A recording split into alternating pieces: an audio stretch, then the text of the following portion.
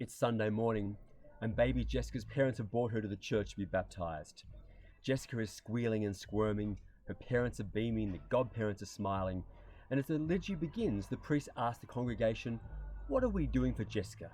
Why are we baptizing her here today?" And a couple of the people in the congregation give answers. One says we are welcoming her into the life of the church.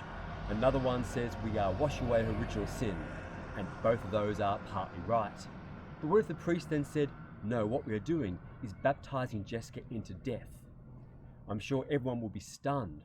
What a horrible thing to say about a beautiful baby. But that is what St. Paul says that baptism is. In today's reading from Romans chapter 8, which we're hearing, Paul says, "Don't you know that when you were baptized into the death of the Lord Jesus? We went into the tomb with him and shared his death." Isn't that an extraordinary way to think about baptism? But this is what baptism is about. Baptism is for us, for all of us, our sharing in the power of Jesus' death. And Paul never mentions Jesus' death without also his resurrection. He says, "And don't you know that because you died with Christ, you will also be raised with him?" So baptism is a sharing, whether it's for baby Jessica or for us, in the power of Jesus' death and resurrection.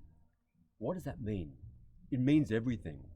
It means that our eternal destiny no longer depends on how good we are. It depends on how good God is, and that we can share in the goodness of God because we are joined with Jesus, who manifests God's goodness to us and who allows us to join with him in his relationship of love and communion with the Father through sharing his death and his resurrection. Next week, the next section of Romans chapter 8 will talk about what else we receive when we're joined to Jesus, and that is life in the Spirit.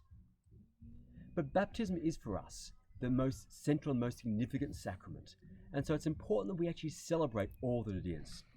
I'm standing here today outside St. Bridget's Catholic Church in Coonamble, and we can't get inside the church right now, but I'm here today because this is the church where my oldest brother and sister were baptized around 60 years ago. And I'm looking forward to hopefully being able to go in the church later and see the baptism font, because the baptism font is a significant symbol of somebody's baptism. I want you to think for a moment whether you know where you were baptized and whether you've ever been back to see that baptism font. The church in Woy where I was baptized has been converted to a hall and no longer has a font in it. But you notice in our church we've recently moved the baptism font. The baptism font, which has moved several times, I understand, was a year ago in the middle of the aisle. And while that was a good idea in some ways, it also, many people found it quite inconvenient. So we moved it, and we didn't throw it away because the baptism font is significant, and we moved it into the Lady Chapel to be just a symbol there for the many people who have been baptized in that font over the 100 years of Our Lady of Dolours Church. We are at the moment, though, having a new font designed. It's almost being built as we speak. I look forward in the coming weeks to it being installed, and it's been paid for by a generous donation of a parishioner. And we're having a new font installed because the temporary font we have, that little one on wheels you may have seen, is not ideal. Very convenient, but a baptism font is meant to be two things: visible and permanent. So when we walk into the church, we should see that font, because it is for all of us a reminder of baptism. It needs to be somewhere visible so that whenever baptism is being done in the church, that everyone in the church can see it.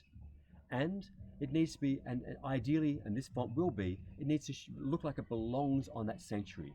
And we're having a new font created out of the same sandstone as the altar is, because the unity of the font through which we are baptized, which takes us to the altar where we receive communion. And these two sacraments together are for us a sharing in the life of Jesus Christ. So in the weeks to come, when you see a new baptism font installed, have a look. Think of all the children, and perhaps adults too, who will be baptized in that font. And think for yourself whether you were baptized in it or not. The reminder of the death and resurrection of Jesus, which this font will be for you.